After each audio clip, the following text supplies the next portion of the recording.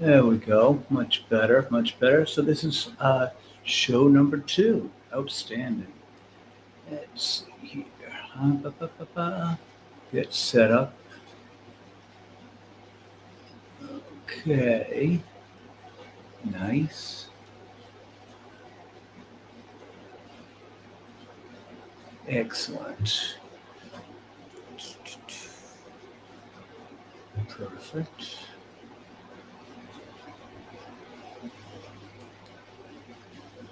All right. And get that full screen. Nice. Okay, we got a lot of things we're going to cover today. And one of which we're going to start off on a light note, talking about Liam Neeson and Pam Anderson. Not exactly some heavy stuff. Um, but yeah, and, oh, so I actually saw the Naked Gun. I'm not sure if I reviewed this on my last show, but it's what you'd expect from a Naked Gun movie. Um, I won't go over the whole thing because I got other movies I want to review. But it was okay. I mean, it's not necessarily the kind of movie that I would normally uh, go for, but it was okay. Pam Anderson actually looked really, really good for her age. Um, she should put makeup on though. I mean, she's somebody who basically made her career through her looks. So I would just say, Pam, keep the makeup on. If you do, you look really hot even for your age. I think she's 58. But yeah, she needs her makeup on. But if you are really into the Naked Gun movies, this pretty much uh, pretty much fills the bill. On their personal life, I think that is serious. He had a very tragic occurrence with his former wife, Natasha Richardson. She had a skiing accident. I actually think they really were very much in love. That was hard on him. And uh, her sister, Redgrave, I'm not sure if it was Lynn Redgrave, Vanessa Redgrave, one of those anyway, um, made a point of saying that she was happy for him. It's been a long time, and that she basically gave her blessing. So that made me think, being Irish, very Irish actually. I'm actually an Irish immigrant. Although you can't tell it from me broke. It lost me broke quite a few years ago. But I might rise up again now and again, don't you know? But no, I'm Irish immigrant, and uh, I tend to give him the benefit of the doubt. He seems sincere, so I think there actually is true love. And you know, she's had some rough going, and I kind of hope that they are true, and I hope the best of them. A bunch of dumb kids, you know. Good luck to them. So yeah, I mean, and that whole thing, by the way, let me address that thing about the racism. Um, I hope the liberals just give the guy a break. He's been very clear about that. His friend got beaten up by black guys, and he had a weak moment. We all do, and he held it against black. He's been very open about it, and he's been very apologetic about it. The black community's forgiven him, and he actually even went on Atlanta and he poked fun at himself. And I think that's the important thing. When you actually do something wrong and you apologize, and then you've got enough gumption to go out and poke fun at yourself on it. And he did. He went out to Atlanta and he made fun of. There's a funny scene where he's with Don Glover, and Don Glover walks into a bar and goes, "Hey, you're Liam Neeson," and he's like, "Yeah," and he's said, "Oh, you hate black people?" And he goes, "I don't hate black people. I never did hate black people." And he tells a story, and then he pokes fun at himself. He goes, "I've been telling black people that I don't hate them, but they still hate me, and they still make fun of me. And I've been telling them that I don't hate black people. I don't, but they still tell me that I do, and they make me mad, and I always think I do hate them." And it's a funny joke, and it's all forgiven. And if the liberals want to start causing more problems, dragging up old news, they can. But the black community has forgiven him, and he's been more than apologetic, and it's all forgiven. But again, anything to just stir up trouble. But there's no trouble with him, the black community. Um, Everyone makes mistakes, and it's all forgotten. But drag it up, anything to cause issues. Okay, now we're going to start on some movies that I saw that I think are worth noting for a number of reasons. This is a movie that came out with very little fanfare, and I think it stood out for a couple of reasons. Now, uh, it's a movie that was inspired by true. It was a true kind of a true story. Let me explain. There was a series of men that were unleashed by Winston Churchill, um, and Ian Fleming was the real Ian Fleming. From this James Bond was actually inspired to write a lot of spy novels from this.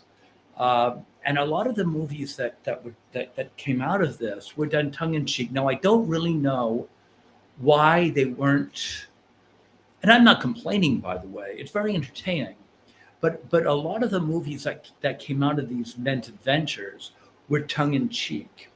James Bond, this movie, a lot of the Kingsmen were inspired by the true life stories of these incredible heroes. And this movie bombed. I don't know why. I found it very entertaining and I found it very inspiring. They're true heroes from World War.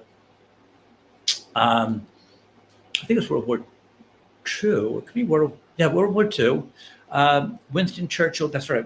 Well, Winston Churchill was in World War One actually too, but this is World War II. That's another story with World War One. I'm not going to get into that with Winston Churchill and the Dardanelles, but another story, another time. This is very interesting because around the time the movie's now coming out with all this girl boss stuff, I'm surprised we didn't eat these movies up because these movies were based on real people. Now, here's the deal. This adventure actually happened, and this adventure is mind-blowing. But the actual story, while true, and the actual characters, while true, the whole movie is tongue-in-cheek, and the actual incidents in the movie, they took liberties. It's kind of like a James Bond movie. So while you're watching it, a lot of the things that were going on are very James Bondish, and they're very entertaining. I found the movie really, really fascinating, entertaining. But the thing is, you've got to understand that while the incredible feat and mission was true, that the scenes, the lines, and even the characters are not necessarily true. Because first of all, it's all very secret. So, like an example, I'll give you a very good example. Alan Richardson from The Reacher, who plays, the Reacher from The Good Reacher, who's on Netflix, I guess. The monster, not the Tom Cruise, but the big monster Reacher, the one that represents the Reacher in the books, Alan Richman. He's in this, and he plays an actual character named Anders Lassen, a real maniac who actually did exist. And oh wow, frogs climbing up, wow, at the top of the clouds outside. Wow, must be like 25 feet in the air. Anyway, life in Atlanta area. So Anders Lassen was a maniac. He actually did live, and he died a hero. And he was tremendous psychopath. But the thing is, his whereabouts are very secret. They think he may have been on this mission. They don't really know, but he is in the movie. And I think they know for a fact that the character that Henry Cavill plays, and his name escapes me right now. I think it was Harry. No, I don't know, whoever it was. I think of his name in a second. But Anders Lassen was the one that played Alan Richardson. He was a psychopath. In the movie, he goes around, and whenever he kills a Nazi, he cuts his heart out as a souvenir. Now, did the real Anders do that? I don't think he did, but he could have. He was that much of a psychopath. But in the movie, they want to get you to know what kind of a psychopath he was. So they put that in there. And I've no doubt the real Anders would have done something like that. He really was that much of a psycho. But they put that in there to get that point across because, again, you've only got 2 hours to know what a crazy man this was. But I mean, he was every bit of a hero. Now, there's a woman in here played by Ila Gonzalez, I think her name is. Beautiful, beautiful, beautiful woman. Um, and she plays a real hero. I mean, a legitimate hero, heroine, whatever you want to call it. And she was married to in real life to the hero Henry Cavill's character in real life. Now she's not a girl boss; she's a real life hero, um, and she does that through her guile and her sexiness and seduction. But I mean, she was a crack shot with a gun. She didn't have to be Viola Davis running around and picking up 6 foot guys with one hand and throwing them across the room. She was a real life hero, and she did the real things that a woman could do and would do.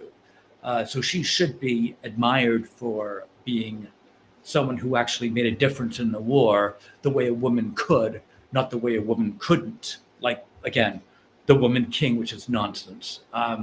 So this is actually what a woman could be, and a woman that should be admired for helping the cause in the war. And of course, then the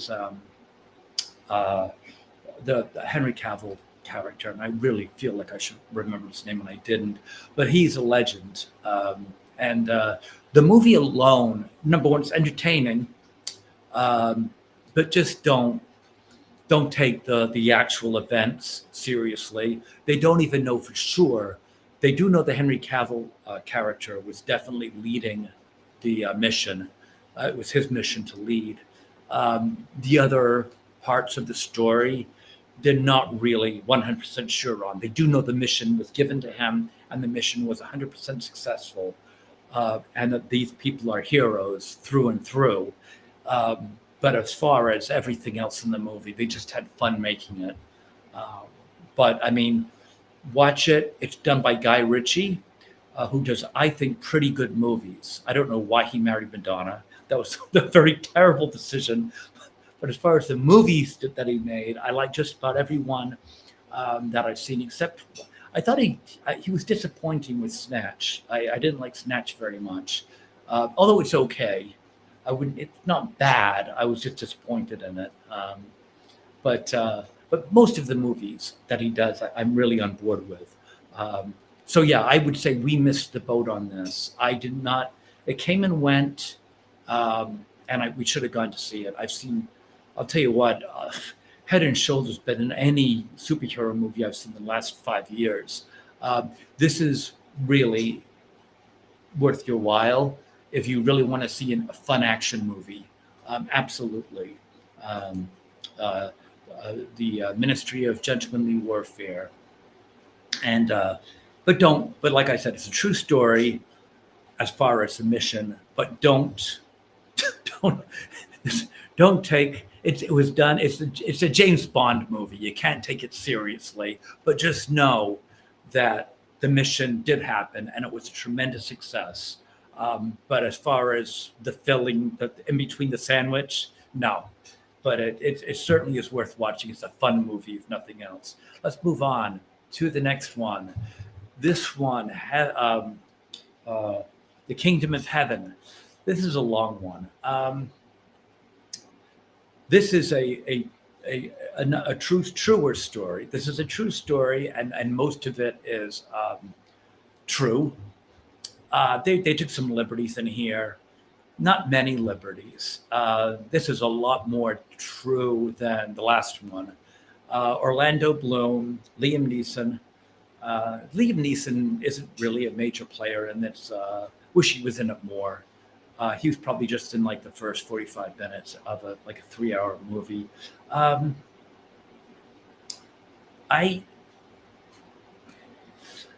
hesitant whether I would recommend this or not. It's a movie that I don't think is for everybody. I'm glad I watched it because of the fact that I am very spiritual, and what it does is it's funny because it's very timely. it's about Jerusalem, and it shows that even back then, which is I think around 1100 A.D., Anno Domini, which is what I acknowledge BC and A.D. in the year of our Lord. Um, they're fighting over Jerusalem, and what it is the Christians now own Jerusalem, and Saladin, I guess the Muslims are coming to recapture Jerusalem, and the Christians are holding it back. Um, I don't know how many know the situation. I've been to Israel. I've been to Jerusalem. I've walked where Jesus walked. I've seen a lot of this. I've talked to the people. I'm not going to spend too much long on this. I should probably talk some time about what I think about Israel and Jerusalem, because I have talked to the people. But quick summary. Just basically, Jerusalem's a city that the Muslims, the Christians, and the Jews all claimed to own for different reasons. There are parts of Jerusalem that, when I was there, they were all blocked off. And I asked, why? And the point is because all three claim ownership of certain land. And if they give it to one, the other two will bomb it or blow it up, so they can't play nicely enough that they can actually give ownership to any of it. So nobody owns it. And that's how bad things are there. As far as who owns it, I don't really want to get into that right now. But I will say that the Muslims, to the Muslims, Jerusalem's only the third most important city to them. Mecca, is it Medina? And then Jerusalem's number 3. Plus, Jews and the Christians owned rights to Jerusalem way before the Muslims. So I don't know. The Muslims seem to think they have rights, and I don't know. My impression is they should need to wait in line, because it's not their most important city, and also the Jews and the Christians were fighting over way before the Muslims. But whatever. I mean, I don't know. I don't have really much to say. That's just my opinion. But anyway, getting back to this, it's a fight over Jerusalem. The Muslim Saladin is coming in, and Orlando Bloom is kind of lays ownership of Jerusalem. I'm not going to get into that. It's a long story how he came into kind of owning not owning it, but kind of owning the rights to it, to be the protector of it, I guess is a better way of putting it. He became the protector of Jerusalem, and he's trying to protect it. He's undermanned, and that's pretty much it. There's a part where when he first gets there, the king that actually is king of the area is played by Edward Norton. And he has leprosy. Something interesting, not to get off the beaten subject here, but I didn't know this, but I found out that leprosy, I thought it was cured a long time ago. Did you know that leprosy wasn't really handled until like maybe the 1994 or so, and it wasn't completely under control until 2014? I was shocked. I thought leprosy was, I don't know, I thought it was gone like 100 years ago. And I mentioned that to my wife, and she's like, no, because she came from Africa. She's like, no. Leprosy's been in Africa very recently. I didn't even know that. I thought leprosy was gone. So I don't know about you guys, but I never considered leprosy when I was growing up. Thank God. I was a worrywart. I'd be running around wondering if I had leprosy at like 10, checking my hands all the time. But leprosy was still around up until like after like 2000, to 2014 apparently. I didn't know that. Anyway, Kingdom of Heaven. If you are not really into, religion, and at one point, by the way, he wanted to go to Jerusalem because he felt like he had to atone for his sins, and he wanted to kneel basically where Jesus was crucified and basically ask for forgiveness. So it's a very spiritual venture. I enjoyed it. I'm not so sure the average person would. I'm going to give it a 7. Um, but unless you're spiritually or historically um, interested in something like that, or you're an Orlando Bloom fan, which I'm not, by the way, I don't dislike him. I just doesn't really, I don't know, just doesn't really do it. When he's there, he's there. He doesn't exactly, I don't carry a movie. I don't think. Some actors like Anthony Hopkins. He comes in, he just or Morgan Freeman. He walks in, he takes up the screen. You just know he's there. Orlando Bloom. I mean, he's there. I'm surprised he's not more just like a character actor. I don't really think he demands presence. But again, my opinion. All right, here we go. Now this movie is Together. Together. Um, well, I went to see this with my wife, who is very hard to please, but she said it was okay. So there's that. Um, it's it stars Alison Brie from Community and Glow. If you watch that on Netflix, and Dave Franco, who's James Franco's brother. It looks a lot like him too. This is a couple that they get married, and no, actually, they don't get married. I take that back. They start off at a party, and they're talking about getting married. Yep, sorry. They're boyfriend and girlfriend, and they're at a party, and they decide that they have to move. Don't know why they're moving. He's a writer, and she's a school teacher. And for some reason, you kind of get the idea that he's got some kind of block. He wants to be a rock and roll star. He's 35-ish, and he wants to be David Lee Roth still, I guess, or something like that. And I get the impression that he wants to get away because he's got some kind of a block. And she comes across as a little bit pushy. That's my impression anyway. And they decide that they need to move away, kind of into the country or something. So they get away from their friends. I guess, yeah, they come like a city. I don't know what city it is, but they look like they come from like a New York or something. They go to the country, so they go off into some country setting, and there's some weird things in this country setting. There's almost like I don't know, some kind of forces, some kind of religious forces. Things aren't quite right. They go for a hike and they find strange things in the woods. Um, the neighbor seems a little off. I mean, we've seen this before. It's not quite like the Stepford Wives because, there's not enough neighbors. It's a little, you get the environment's just a little strange and the things are just a little off. Um, and the more they hang out there, the stranger things get. I'm not going to get too much more into it because I don't want to start giving things away. Um, but yeah, they move into kind of a creepy place. I do want to say that with my experience, I've had a long, a different life earlier on. I spent a lot of time in movies.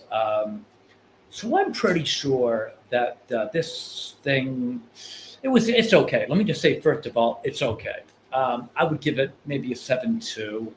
I didn't really have much problem with it. It's not woke or anything.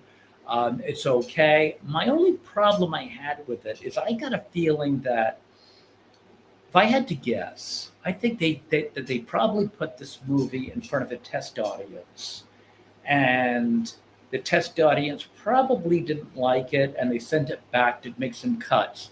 And I say that because a lot of things didn't seem all that right. Like, for example, there's foreshadowing. One of the things that really confused me is there's foreshadowing in it, like he can't drive. And that really wouldn't be that big of a deal, except they kept on mentioning at the beginning, like at the party. Oh, I forget what his name was in the movie. but whatever it was, like Dave. I don't. It wasn't Dave, but let's just say it was. Well, Dave can't drive. He doesn't have a license. Oh, then he gets to the when he moves, and then they meet a neighbor. Oh, well, here's Dave, and he can't drive. He doesn't have a license. So you sit there and go, aha, Dave doesn't drive. He doesn't have a license. You kind of figure that's going to come into play somewhere, right?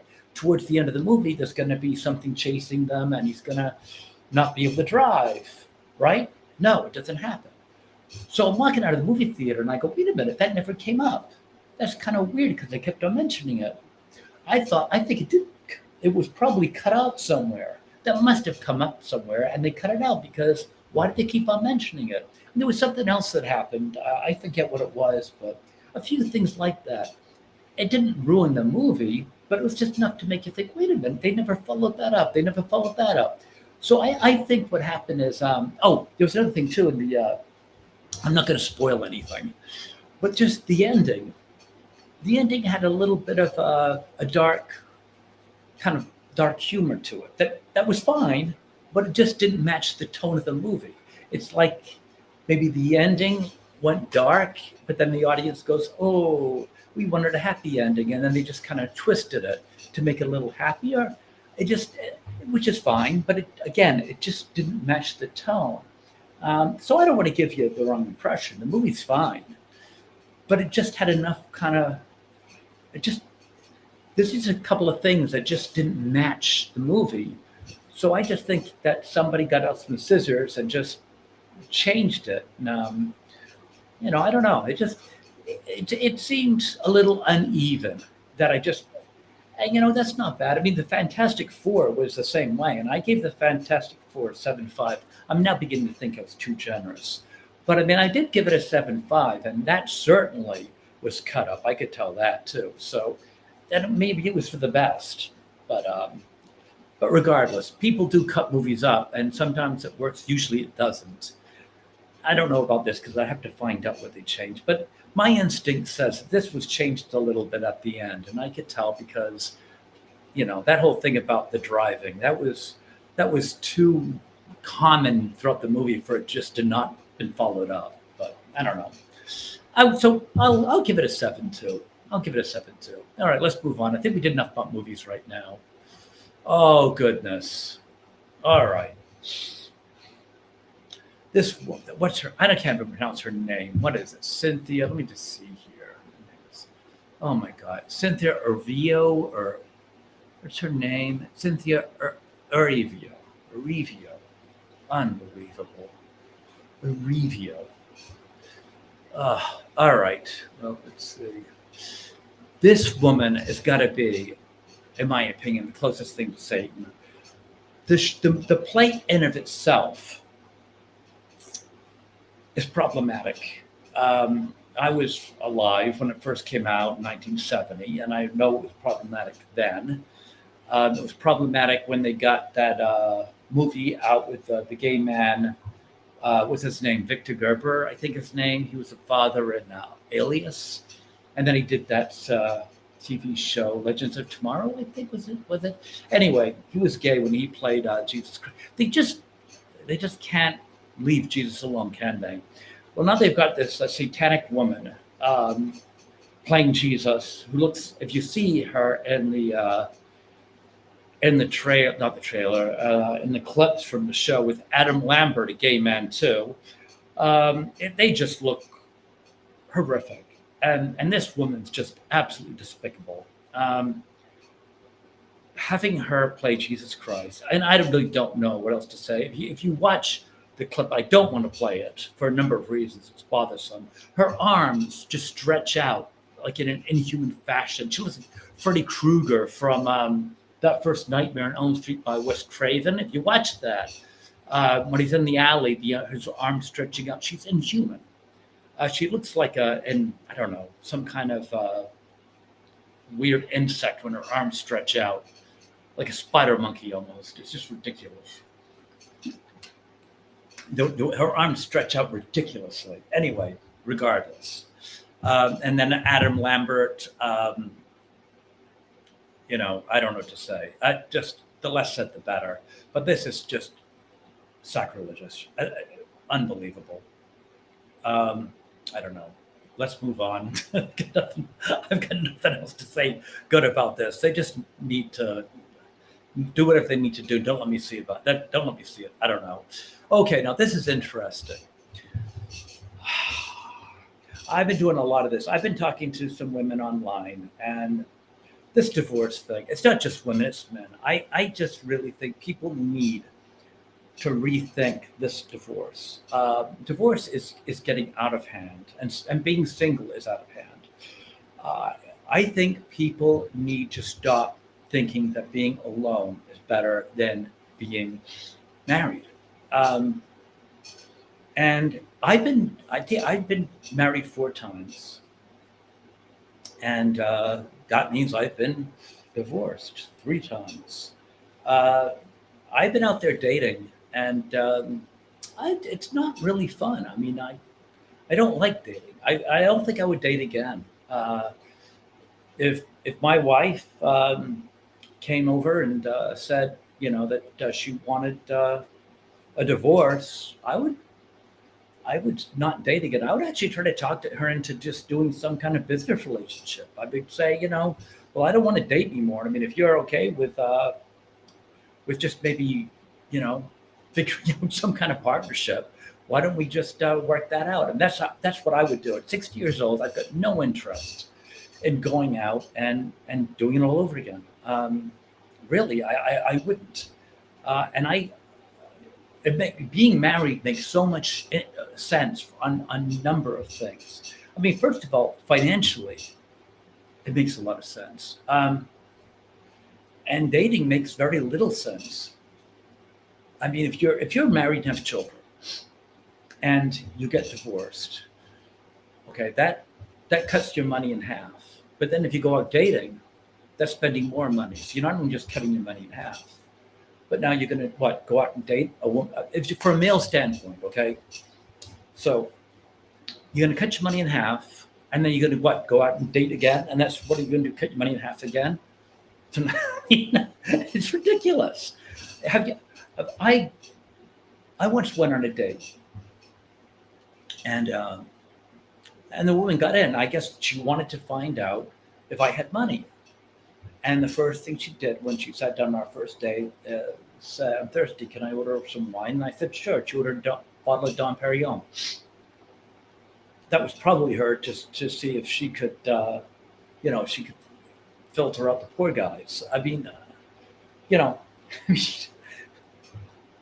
that was obviously a test. Now, I mean, women are out there they don't want that. Women do not want poor men. So so that's what I'm saying. I would do not want to go out there to spend money on more. I've already been married. I don't want to do it anymore. And it makes no financial sense for me to go out and date. And women are out there looking for money too. And by the way, I don't have a problem with that. I have absolutely no problem with a woman who's out there looking for a man with needs. Because marriage is not just for love. It obviously is for security and money too. There's nothing wrong with that. That's kind of what I'm talking about. Marriage is more than just love. Is a partnership. And the partnership also includes finances. And that's exactly what I'm talking about. And that's why I'm saying people should keep a marriage together. It is absolutely a partnership. And my wife and I know that. And that's why it's important that, you consider this. I mean, people that are dreamy and they're looking out, always thinking it's better out there. I completely disagree. Because you don't know what's out there. You don't know what you have here. And, looking back at my marriages, I got to tell you, all of them would make better roommates than strangers. I mean, I'm not saying what one of them is married to them again, but if you're talking about, a stranger out there, that'd be a roommate with, at least, I know that, what they're capable of, what they're not capable of. So I guess what I'm saying is, in this crazy financial world, if I was married to them again, if it came down to it, in this situation I'm in right now, if it came down to being roommates with them or going out there now and trying to find another wife, I would say I would be a roommate with any of them as opposed to me going out now and trying to find another wife. I would want to do that. I'd take them as a roommate, at least I'd cover the business expenses and I'd be alone. I mean, I could, you know, do what I do now. I'm pretty happy and content. I don't necessarily, um, if I got someone splitting bills with me, I don't necessarily. I'll give up the companionship for the finances. Sure, yeah. I mean, yeah, I would. There's a lot to be said for marriage. Would I like companionship? Absolutely. Would I like there's someone in bed with me? Yes. Would I like someone to eat with me and to watch TV and go to the movies with? And sure.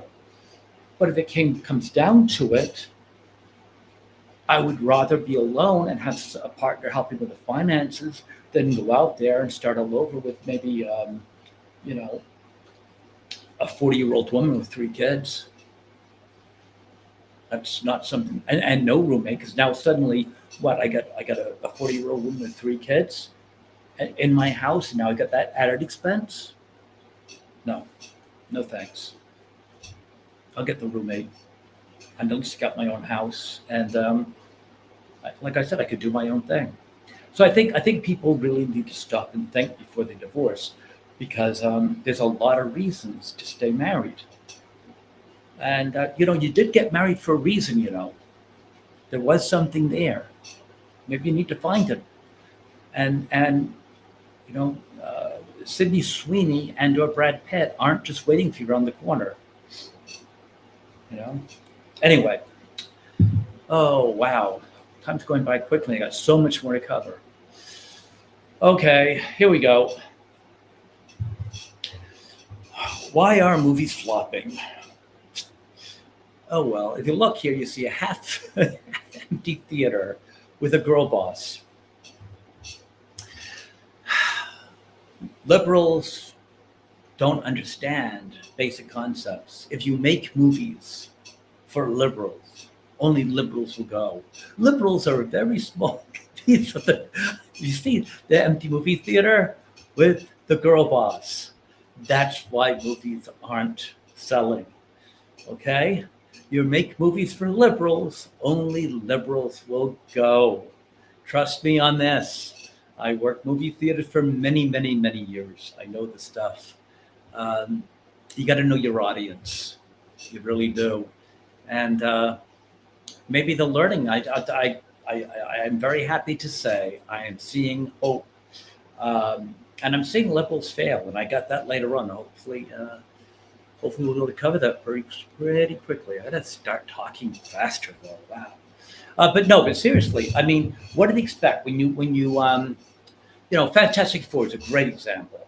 Pedro Pascal is not a star. He will never be a star. He's not handsome. He's 50 years old. He's not a sex symbol. Okay, he's not. He's not. to quote to quote Mean Girls, he's not. It'll never happen. It's not a thing. Okay, he's not. He's not a thing. It'll never happen. Pedro Pascal will never happen. First of all, he's gay. Okay, my sources tell me that the rumors being spread around Hollywood that he's gay are being spread by him. Okay? He's going to come out crying, saying he's been outed. He's outing himself. Okay, everyone knows he's gay. Anyway, he's not. He's not going to happen. He's not a sex symbol. He's 50. Okay, I don't know why you're pushing him. Now, uh, the Fantastic Four is going to lead the Avenger movie. Really, it couldn't even hold its own movie. The Avengers movie is going to flop. Unbelievable. The Fantastic Four movie had a female Silver Surfer. When are you going to realize? Do not screw the formula. Why do you think it flopped? Because people aren't stupid.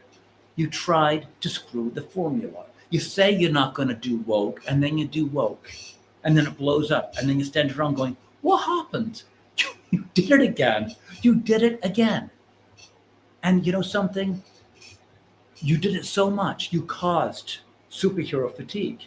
You caused it with bad movies. And now people are so tired of your bad movies. They don't want to see another superhero movie. I don't want to see another superhero movie. I'm tired of it. No more superhero movies. You blew it. Nobody wants any more superhero movies. Wrap it up, go home. We're done. I don't care how good they are. Go away. Done. Go. Goodness. We're through. I don't care how good it is. Get your Avengers movie and leave. No one cares about it. We don't want to see Pedro Pascal lead the Avengers movie. Nobody cares. Bye. I hope I wasn't too vague about that. All right, what do we got here? Uh, oh, yeah, this is not real clear here, but yeah, didn't come out very clear. All right, essentially, I can't see the figures because I'm blind, and that's kind of messed up. But what essentially this is saying is, if you're wondering why, when the Stephen Colbert show was canceled, and they, well, actually, I can look it over here. This probably would give. If you're wondering why the Stephen Colbert show got canceled, and when they tried to do a demonstration outside of Jimmy Kimmel's horrible show, no one showed. And if you're wondering why they're talking about canceling The View, which I don't know if they're going to do that or not, they're denying it, but there's talk, and why a lot of other things are suddenly on the chopping block. There's a good reason for that, because the DNC has been paying for these protests with good hard money. And that's not, I am not kidding you. A lot of these protests have been bought and paid.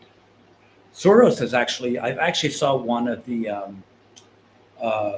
order slips, or I don't know what you want to call them, but they're handing out where they actually have an amount of money where they pay, and where there's actually boxes where Soros has told them what is acceptable protest signs. You know, where he says like, this, have this saying, have that saying, and how much you'll pay for each sign, so they can, you know, be compliant with how much, which sign and how much money they have to. So I mean, he's actually ordering the signs and paying per sign. So I mean, I've actually seen that, so I know he's doing it.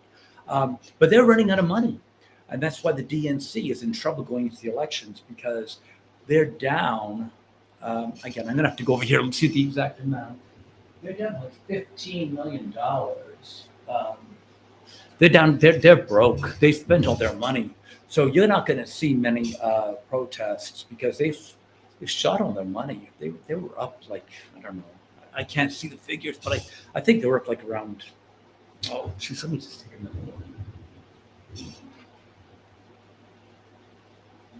I don't know, like 90 million, or something, down to 15, heading into the midterm elections. They have no money. The Republicans have like 90 million left or something. I don't know. But you're not going to see much from the Democrats. They've blown it all. So they're poor. So yeah, you're going to see a lot of things failing on the Democratic side, because they no longer have the money to fight. So get used to it. I would not be surprised if you're going to see a lot more stuff being canceled. They don't have the money to fight anymore. They blew it all.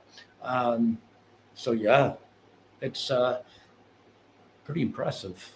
They pay for everything. That's why they've been so powerful, but they don't have the money anymore. Oh, this thing. Oh, let me see. See if I can get this. This is ridiculous. Oh.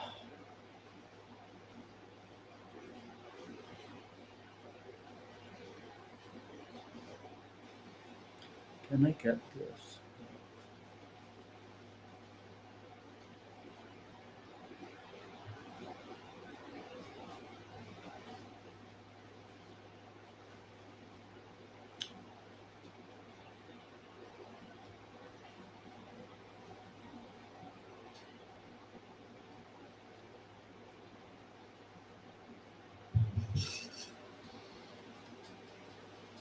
Yeah, this is it here. Hold on. Let's see.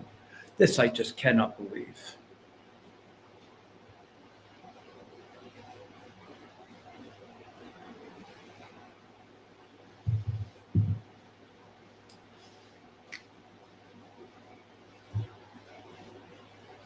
This is a guy. This man.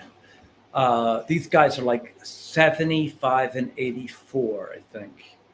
And this kid's 28, and he's like the fact they're protesting for life, for anti-abortion.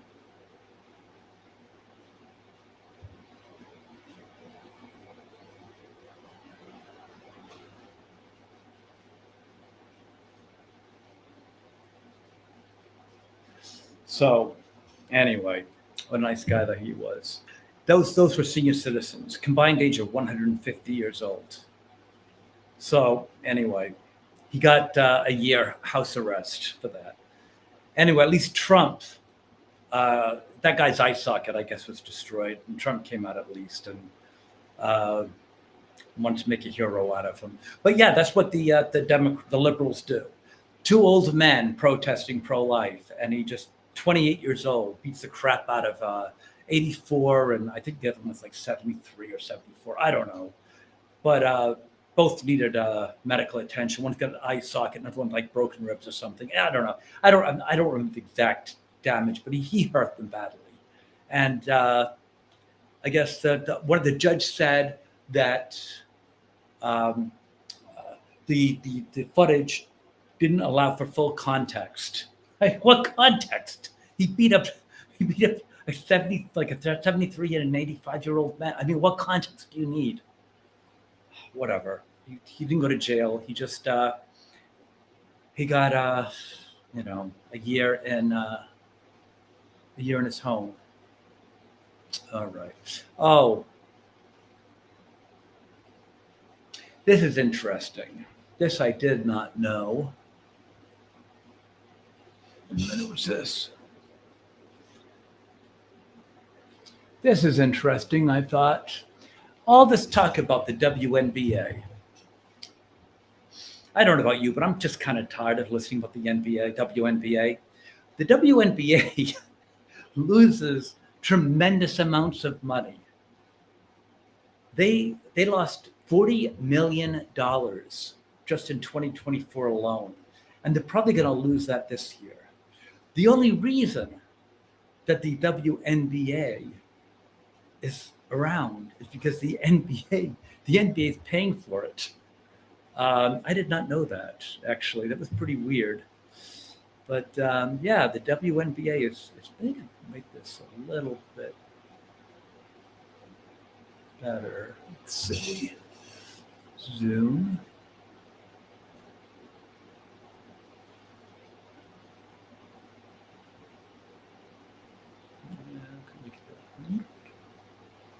That's better, I think. Yeah, it's better. So yeah, the NBA keeps it afloat. That's what's going on here. So I don't know. They can talk all they want about the WNBA, and I think they want to. I don't. So how much is it to if you need a? I think you actually need to pay for it, right? I think they want something like 20. I don't know how much it is. $20 a month, maybe. To watch the NBA. I mean, the WNBA. No. I don't think so. No, I don't think so at all. I don't really know. I mean, I've never watched a game. When I do watch it, though, they just seem to be kind of arrogant. I don't know. I think that's the thing. I honestly think that's the thing. I think they think that they're the NBA. They just kind of put me off. I don't know. They were like sticking hands in each other's faces and everything. I don't know. That's how I get it. They think they're the NBA, and I just don't like their attitude. Maybe I'm wrong. I don't know. But that's the whole thing, though. They're footed. They're basically without the NBA carrying them, they wouldn't even be a thing. Um, but they're hoping that they're going to be a thing soon. Where are they? I'm still waiting for soccer to be a thing. I don't know. We'll see. Oh, let's see. Got a few more minutes here. What else we got? Oh, Sydney Sweeney. Now we're talking. Okay, 400% increase. Why did it take them so long? Why? And I mean this. We outnumber these freaks. Why did we wait so long to speak up? Are we going to ever allow that to happen again? Are we going to allow big fat women with bellies to put on bathing suits and have people tell us that's sexy? I mean, we really allowed this to go on way too long. And the whole pronouns and, I mean, look, where, look, that's the CEO for Jaguar resigned. Their sales went down 98%. And the ad agency got kicked off. Look what happened to Bud Light. I mean, and then they still. The funny thing is, they still did it. They still went ahead after what happened to Bud Light. These people were so dumb. Um, there was, there was a. I haven't watched The Simpsons in so long. But one of the first, I mean, I'm going back to the '80s when I stopped watching The Simpsons. But there was one episode of The Simpsons that I watched, which was very funny, and it had Lisa doing a science experiment to see how dumb Bart was. And she got a cupcake, and she put an electric shock on the cupcake. And Bart went to grab the cupcake and it zapped him. Buh, and they let go of it. And then he went again. Buh, and he kept on going to get the cupcake, and it kept on giving him electrical shock. And he kept on going for the cupcake. He wouldn't learn. And Lisa was writing it out. That's what this is like. It's like these people just wouldn't learn. It's like Bart never learned to get the cupcake meant getting an electrical shock. That's what these people were like. They kept on doing it. One by one, they kept on putting out woke ads, and they watched they fell on their face, and they kept on copying it. It won't happen to us. And they continued doing it. And one by one, they all fell by the wayside until American Eagle decided not to grab the cupcake. And their sales went up 400%. I mean, really? Did it take that long? So anyway, there you go. It's that simple. It's that simple. That's all you had to do is not do dumb things. And lo and behold, it's going to work. Now, I hope they're going to follow suit. I really hope they do. Unbelievable. Not that hard, guys.